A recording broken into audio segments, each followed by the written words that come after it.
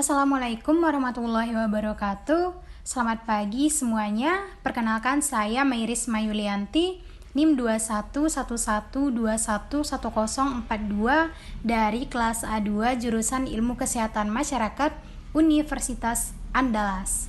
Nah, kali ini saya akan membahas mengenai salah satu masalah pencernaan, yaitu diare. Nah, apa itu diare? Diare merupakan sebuah kondisi ketika pengidapnya buang air besar atau BAB lebih sering dari biasanya. Selain itu, feses pengidap diare juga lebih encer. Meski diare bisa berlangsung singkat, ada kalanya diare bisa berlangsung selama beberapa hari, bahkan berminggu-minggu. Nah, kondisi ini tentu saja akan membuat pengidapnya menjadi tidak nyaman karena biasanya harus bolak-balik ke toilet. Nah, apa saja sih penyebab dari diare ini?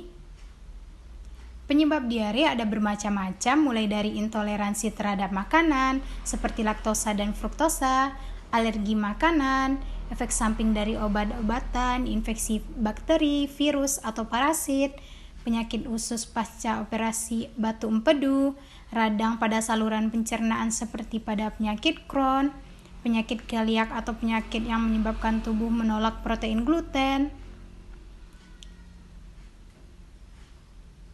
Nah, mengapa seseorang bisa diare? Seperti yang telah dijelaskan pada penyebab tadi, ada bermacam-macam penyebab yang bisa menimbulkan diare, seperti infeksi, makanan, psikologi, malabsorpsi ke hal lemak dan protein. Nah, hal-hal ini akan menimbulkan gejala-gejala yang akhirnya membuat seseorang menderita diare.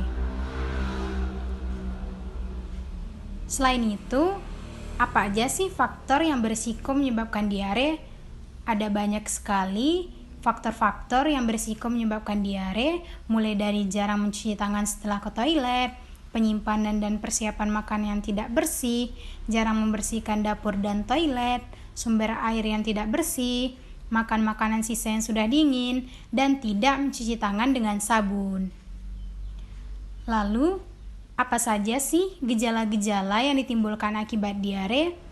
Nah, gejala yang ditimbulkan akibat diare ini mulai dari feses lembek dan cair, nyeri dan kram perut, mual dan muntah, nyeri kepala, kehilangan nafsu makan, haus terus-menerus, dan darah pada feses. Nah, gimana sih cara mendiagnosis diare? Yang pertama bisa dengan melakukan pemeriksaan sampel feses di laboratorium untuk mengidentifikasi infeksi yang terjadi pada pengidap. Yang kedua, pemeriksaan darah untuk mengetahui penyebab diare. Dan yang ketiga, melakukan pemeriksaan tambahan seperti sigmoidoskopi dan kolonoskopi jika terdapat dugaan penyakit yang lebih serius. Nah, komplikasi apa sih yang ditimbulkan akibat penyakit diare?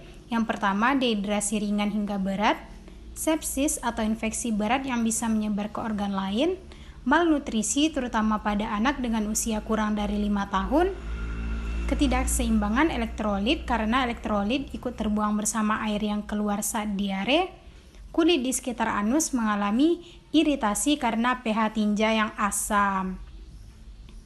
Nah, mencegah tentunya lebih baik daripada mengobati ya.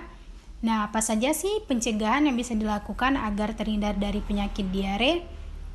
Yang pertama, selalu mencuci tangan terutama sebelum dan setelah makan, setelah menyentuh daging yang belum dimasak, setelah dari toilet, atau setelah bersin dan batuk dengan menggunakan sabun dan air yang bersih.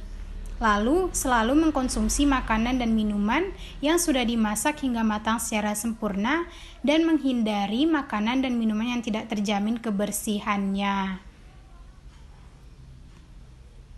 Nah, sekian penjelasan dari saya mengenai diare. Semoga bermanfaat bagi kita semua dan kita semua bisa terhindar dari penyakit diare dengan menerapkan pola dan gaya hidup sehat agar kita bisa terhindar dari segala permasalahan pencernaan terutama diare ini.